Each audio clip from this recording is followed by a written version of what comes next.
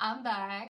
I'm feeling so much better than last time. In the last video, I spoke a lot about being invisible or like wanting to be invisible, like kind of wanting to withdraw entirely. I pushed myself not to do that. Now, I was very careful in saying that because I still feel like I laid low quite a bit, and I think I needed that to an extent. I don't think every time something comes up, you need to fight it, right?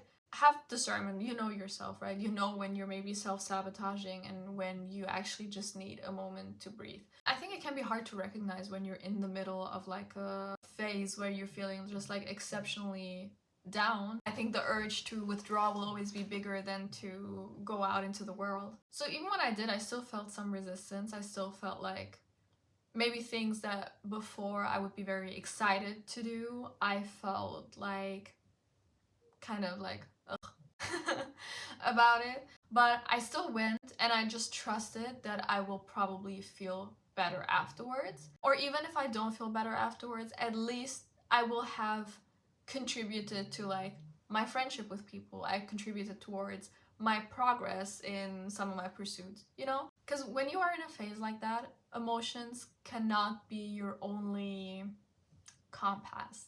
Because otherwise, the key word again is invisible. You will want to turn yourself invisible. And we don't do that over here. We don't. We fist fight our mental health, okay? One of the things that helped me is that. Like when friends invited me out, instead of just immediately being like, I can't be asked, I don't feel like getting ready, I don't feel like doing all of this and all of that, I tried to find compromises. Like, yes, I didn't feel like getting ready, so I got ready in a way that was easy for me. Instead of like taking half an hour to get ready, I made sure to get that done in like 10 minutes and it felt more bearable. Instead of maybe staying out the whole day, I just went for an evening and like I knew what time I was gonna get back, so I felt less pressure in like having to show up for like hours on end, you know? Small steps like that will get you back to normal. And I think that process can be tricky because usually like it starts the other way around. It's like like I'm not a psychologist, I'm not a therapist, but I think for me, what happens often is my state of seeing and feeling things changes, and then the actions or like lack of actions follow after that. So it kind of feels like counterintuitive to be like, I will change my actions now first to get to a better state of being. But it helps. It helps. And if nothing else, I don't think it's always necessary to expect all of those things to make you feel better instantly, because then that could lead to even more disappointment and then you'll be even harder on yourself, or you'll feel like, now I pushed myself to do these things and I still don't feel better. But look at it more like you're not damaging what you built before. You're not damaging like relationships in your life because you stop showing up. You're not sabotaging your progress in like music or writing or whatever you do, studies, work, because you decided to stop showing up. It's like, do you hear my dog snoring?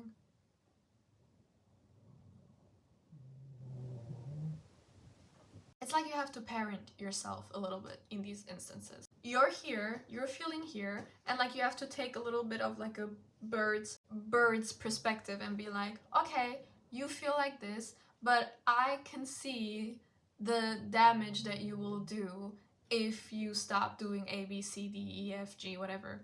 So let's go. What was also just as much part of that is like just genuinely sometimes just letting myself like feel all of it and like just feeling awful about it. Sometimes I think I have the tendency to even filter my own thoughts because I think subconsciously I'm afraid that if I think things that I view negatively, they will actually then impact me negatively. I'm kind of leaving that behind, like step by step. Like sometimes I'm just like, okay, I know this is like an awful thing to think right now or to think about myself, but who am I really lying to? Because if I have the urge to think it, it's already there. It's already there.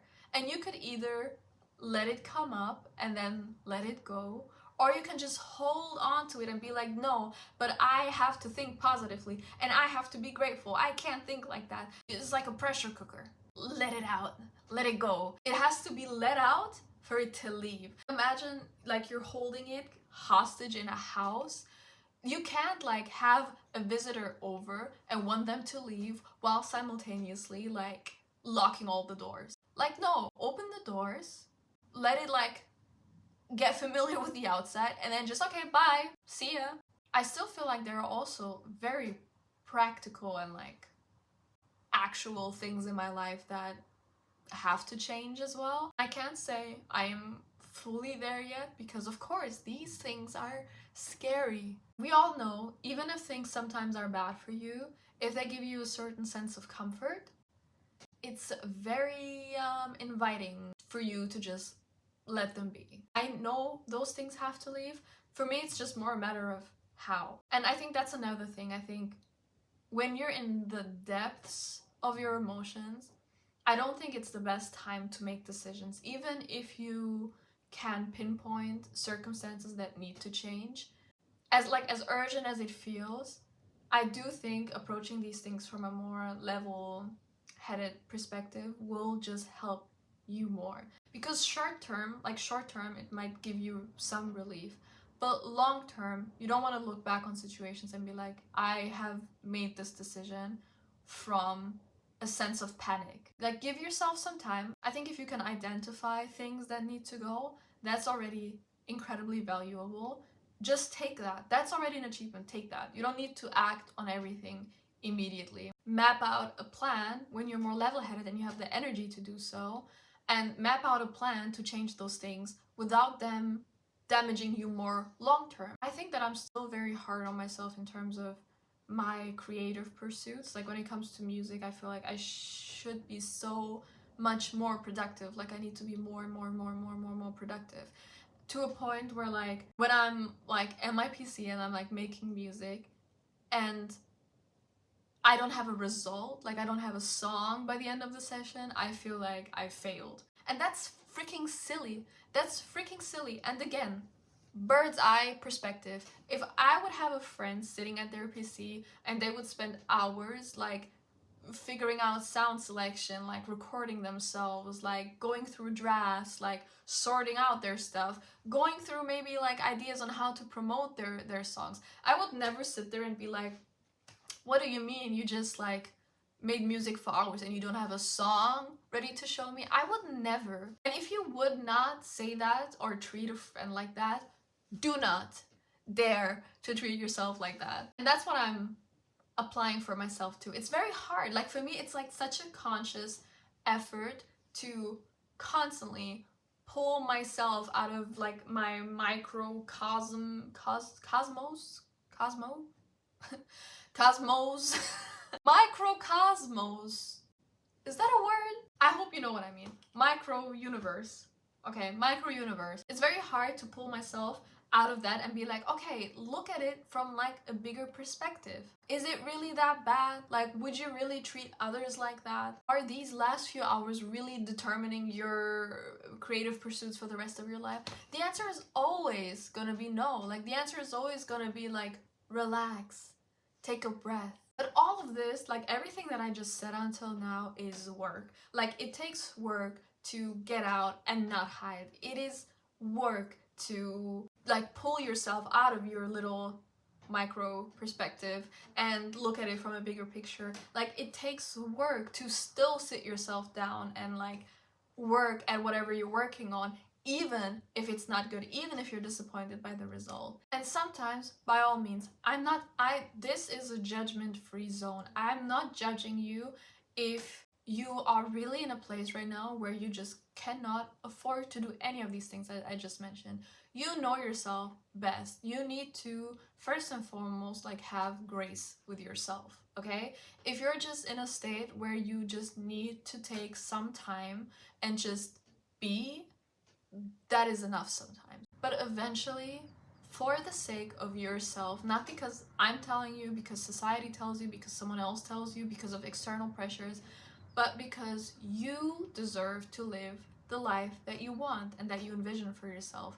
For that sake, try in your own capacity, try as much as you can in whatever capabilities you have, try for the sake of yourself. I wouldn't say in my case I'm like completely over whatever that was. Like I just think I'm in a season of my life where I need to reorganize things, and I can, as again, as uncomfortable as it is, I can see the value in it, because if I feel so uncomfortable in the frameworks of my life right now, I trust that it's because there are better things for me outside of that framework. And that is a scary place to trust in, because it's very unknown, it feels very unsure, it feels like you have to let go of so much of yourself and so many ideas of yourself or who you think you are. Because in my case, I feel like, for example, pursuing music, putting time into dancing, it feels irresponsible. And I'm so used to being this reliable, responsible person. So I know that it attacks that part of myself. And at the end of the day, the only thing that will help you determine if something is truly good for you or bad for you, if you're moving closer to who you are at the core, or if you're moving away from that, is discernment. Like, I could make a whole other video about that, but I think that's such a crucial part of just life, is like knowing yourself and like having discernment, because otherwise it will be very hard to determine if something is beneficial to you or if it's the opposite. So if you find yourself in a situation like this and you feel like you cannot crawl out of the pit, like it's your situation is completely unique and like no one knows how you feel, I can assure you people know how you feel. But even if they don't, why does it matter? You owe yourself a better life. Like, you owe yourself to get better and live the life that you envisioned. And one of the most important things that I'm realizing in all of this, and that I also have the most beef with, is that you really have to fall in love with the process of whatever you're doing. You can have goals. There's absolutely nothing wrong with having goals. I mean, goals are essentially what will drive your actions, right? But getting hung up on those goals and acting like everything in between is meaningless will just absolutely sabotage you. That's why I have beef with that realization, is because I'm also a very like goal-oriented person and I'm a very ambitious person. So like I'm like, okay, but if I want it, I want it. And then sometimes it's almost like I abandon my current situation because I have this image of like where I need to be. And like, of just me saying that, like, do you see how like how much unhappiness is there? Because what do you mean I'm abandoning everything here because of an image I have of what things are supposed to be? Like that's just a recipe for unhappiness. And I'm still unlearning that as well, which is why I continue to do what I do, even if I don't see the results that I'm seeing. It's really exposure therapy. It's really like, okay, you put yourself out there over and over and again, like you don't have a guarantee of how it's gonna turn out, but you do it because that's the life you envision for yourself. You wanna surround yourself with whatever it is that you're doing. So do it, like, do it in the now. So I hope you could take something from this. Honestly, it's really fun making these videos. It's very cathartic for me. I feel like I'm learning as I'm talking as well. I'm always here for you. As I said, my goal is to just build a community where we can just be there for each other and we can support each other. And it's not about pressure, but it's just about like building a life that you can sustain and that is healthy for you. I will see you next time. If there's any specific things that you would want me to dig deeper in, then let me know. I would love to do that.